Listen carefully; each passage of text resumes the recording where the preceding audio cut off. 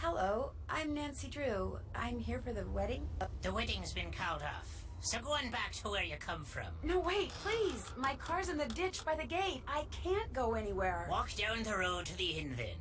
Give me your keys and I'll see to your car in the morning. I left the keys in the car. Can I at least talk to Kyler? She's sleeping. No, wait. I came all the way from the States. You cannot stay here. Go to the inn, I said. Now off with you. But I've been to the inn. They don't have any rooms. I've got to stay here. Hello? Are you there? Hello?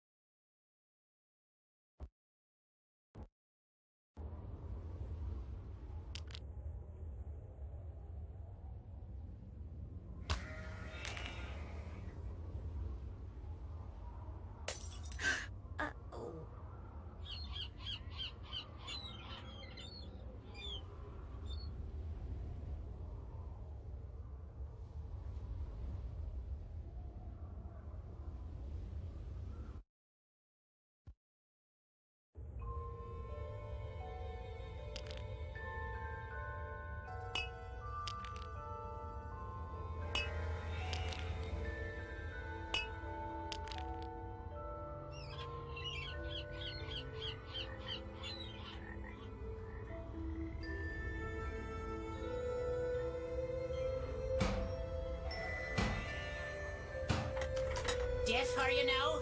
I told you you cannot be staying here. No, what are you doing? That's Nancy Drew, my maid of honor. Let her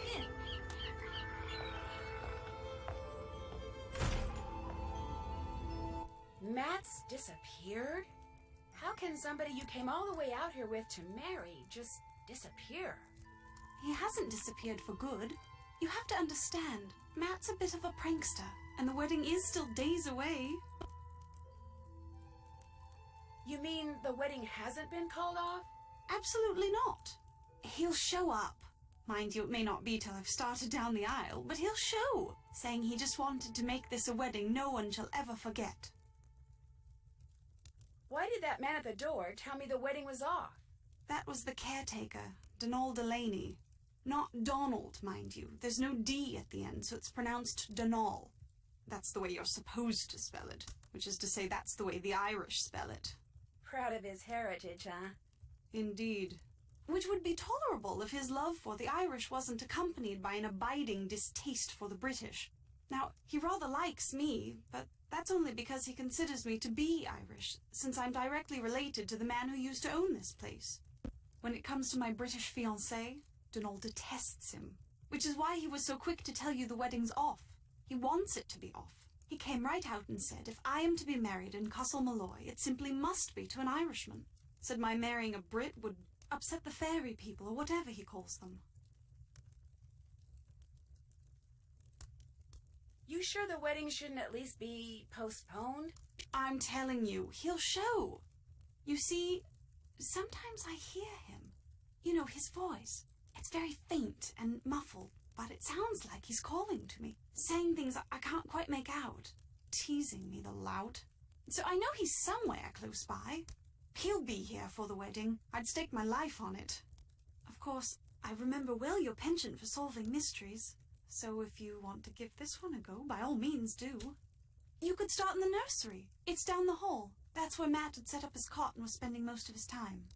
Find him, Nancy. Having my maid of honor ruin this silly vanishing trick of his would teach him a lesson he sorely needs. What are you doing in here, if you don't mind my asking? Reading. About myself, in a way. You see, until my grandpapa died and left me this place, not only did I have no idea that this castle existed, but I had no idea my real name was not Mallory, but Malloy. Apparently, grandpapa changed his name 50 years ago, so no one would find out he was Irish.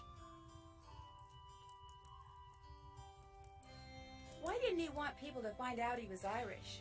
I think it had something to do with his brother, Brendan, the man who owned this place and was living here when it exploded during World War II. He was rumored to have been a double agent, supposedly doing top-secret research for the Allies, but in truth passing his findings onto the Axis. Not exactly a brother you want people to know about. If the rumors were true. Anyway, Ever since I found out I'm a Malloy, I can't stop reading about Ireland. So many different people have populated this country at one time or another. The Celts, the Druids, the Gaels. It's all quite fascinating. All these books were Brendan's? I can't be certain, but I assume so. He was quite the inventor, I do know that. Everything that remains in this place seems as if it's been tinkered with. Even his daughter's dollhouse, of all things. Someone ran out in front of my car on my way here and caused me to drive into a ditch. Are you all right? Me, I'm fine. My car and my cell phone, not so good. And I'm pretty sure whomever I saw dropped this. Looks like some kind of homemade doll. The clothes. It looks like Matt. And that's his ring. What did the person who dropped this look like? I didn't really get a good look. It was dark and I was distracted and it moved so fast. Frankly, I'm not even sure if what I saw was a person. Donal, the caretaker. When we realized Matt was gone, straight away Donal claimed Matt had been kidnapped by fairies. Which is of course utterly ridiculous. It was probably Matt himself you saw, tricked out in some costume and leaving that doll behind just to confound us. Well, I do hope he's enjoying himself, because as soon as we're married, that will be that. No more practical jokes. Ever. Does it bother you to be here all by yourself? Actually, Matt's best friend Kit Foley is here too. He set up a cot in the Great Hall downstairs. When did he arrive? We all came out together. Where does Mr. Delaney live?